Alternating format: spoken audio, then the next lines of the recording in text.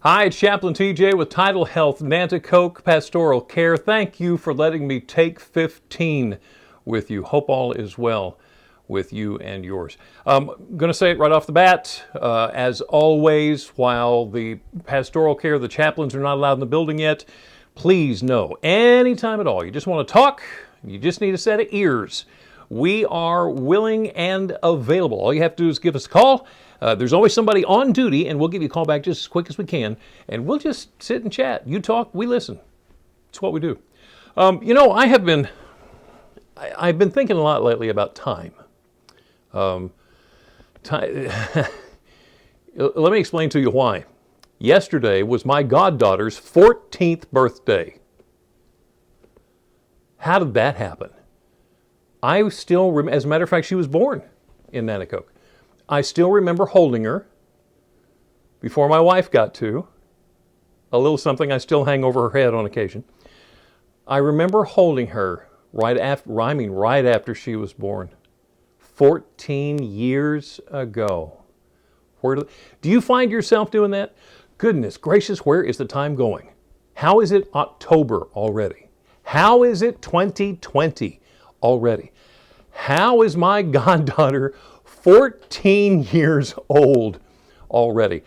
Well, time marches on, doesn't it? Doesn't wait for anybody. As a matter of fact, speaking of that, I looked up some quotes about time. Allow me to share them with you.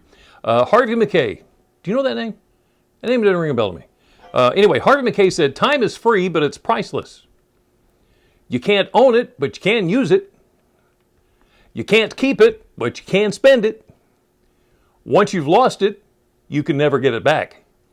Ooh, that hits kind of close to home, doesn't it?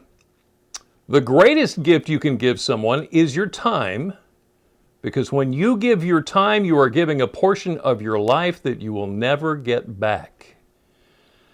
That one I really like. And suddenly when somebody gives me some of their time, I appreciate it more as a gift, you know?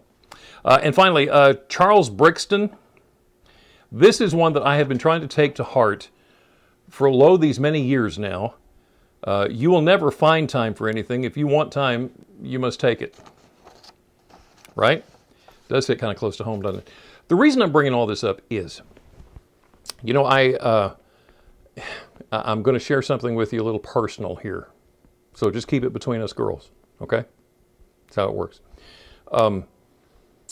Early on, when I first started in radio, good grief, this was 40 some odd years ago. I've been in radio almost 30 years and TV almost, 15. I've been in TV for 15 years now. I didn't go to school for it. I was actually going to school to be an electrical engineer. And I got to that point, and I may have shared this with you already, that like every college student, I got tired of mayonnaise sandwiches. That was all I had was bread and mayonnaise. I thought, I got to get a job. And I had people tell me, you got a good voice, you could be on the radio. Okay. So I heard about this little radio station downtown that was hiring, and I went down there and I got a job, and it really worked out well. Again, you got to remember, I knew nothing about it. So all I could do was hang around the station and ask the right people the right questions to learn about radio, because I didn't know. So I did that. And I was putting in 12, 14, 16 hours a day. Now, the upside to that is, within just a few months, I was the music director, and then I was the news director, and then I was the program director, and all those are steps up in radio. And that was just within a few months, and that was great. That was awesome. I was so happy. There's a downside to that. The downside is I lost my first marriage to my high school sweetheart. I'm going to let that sit there for just a second. The reason I am sharing this with you is you've put a lot of time, you still put a lot of time into what you do to be the best you can be at what you do. And that is huge. That is admirable. There are patients and co-workers all over this hospital that appreciate and respect you for that, for your work ethic, for your determination to learn more, for your persistence in being the best that you can be. And that is terrific. And I would never take that away from you. But at the same time,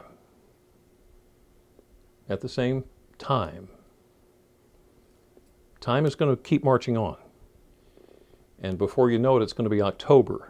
Before you know it, it's going to be 2020. And before you know it, your goddaughter is going to be 14 years old. So the important thing here is get yourself a good balance. Get yourself a good priority list. I didn't do that. I did not do that. I didn't realize it at the time. Well, you can't say that now because I'm sharing it with you. Take the time to be with your family. Take the time to be with your friends. Take the time to be with you. Because if you don't take care of you, well, it's not rocket science. You're going to burn out. You're going to wonder why you chose this profession in the first place, because whereas before you loved it, now you absolutely hate it and you want nothing else to do with it. Then you're no good to any of us, including you. So please, please, please, please, please, please, take care of you. Take 15 whenever you need to, whenever you can, whenever you want to.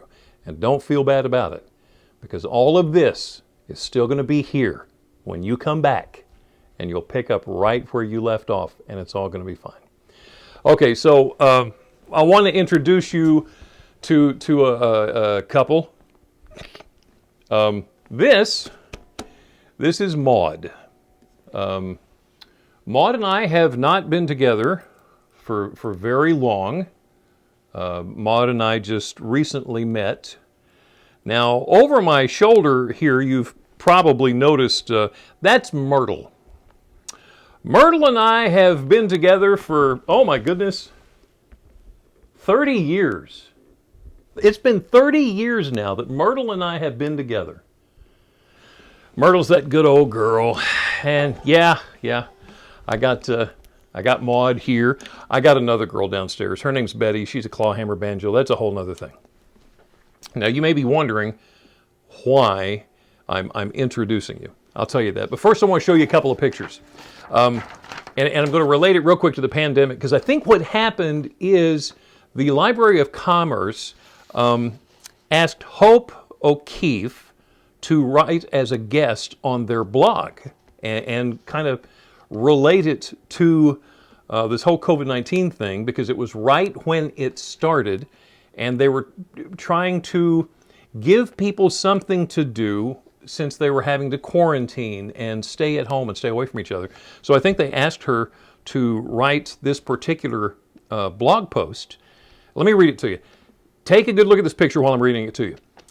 This is my grandfather, John McLaughlin, quarantined during the 1918 flu pandemic. He had volunteered at 25 for World War I, but never made it out of the States because of the pandemic. Instead, he was quarantined at Camp Joseph E. Johnson in Jacksonville, Florida, where they trained troops and quartermasters for the Army Supply Corps. Dad is the one with the banjo, and watching him play it while I was sitting on his lap is my earliest memory. Isn't that awesome? And I think she was relating all that to what we're going through now with COVID-19. Now, I want you to take another look at another picture that she included in her blog post. Take a look at this.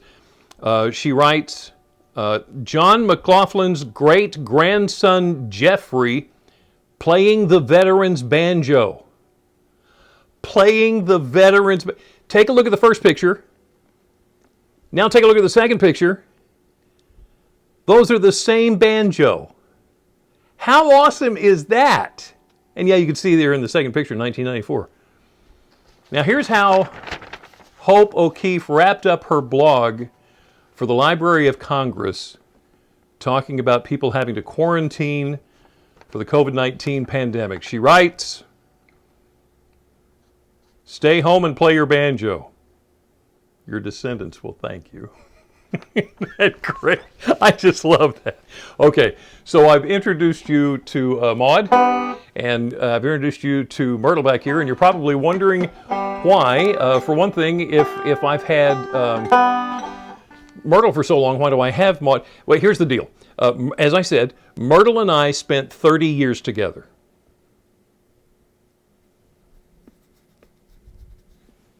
Ready for the rest of the story now? Because I didn't have my priorities straight. Every time I focused on committing just like any musical instrument, the banjo takes time to learn. And you got to rehearse. You've got to learn your stuff. And of course, I'm using the banjo as a way to escape and to relax and decompress. And every time that I'd be good for a couple of months, boy, I would practice religiously. I would spend an hour or two every day learning to pick, learning to roll, learning the chords. And then life would get in the way.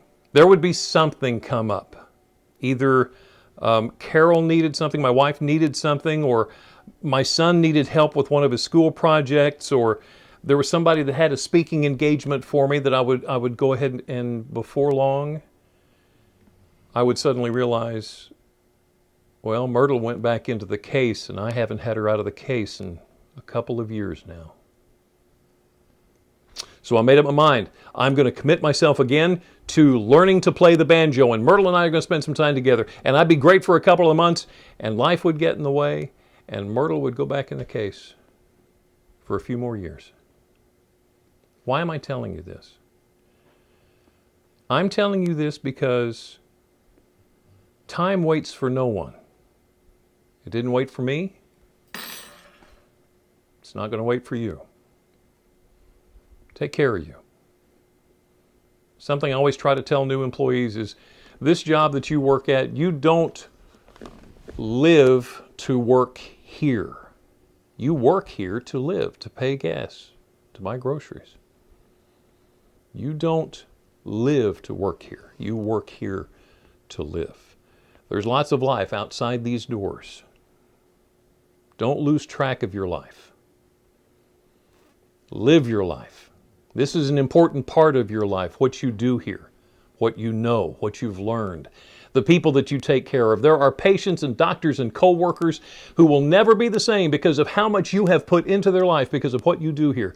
But don't lose track of your life and what it takes to take care of you. You're the only you there is. If something happens to you, there's no one else to step into your shoes.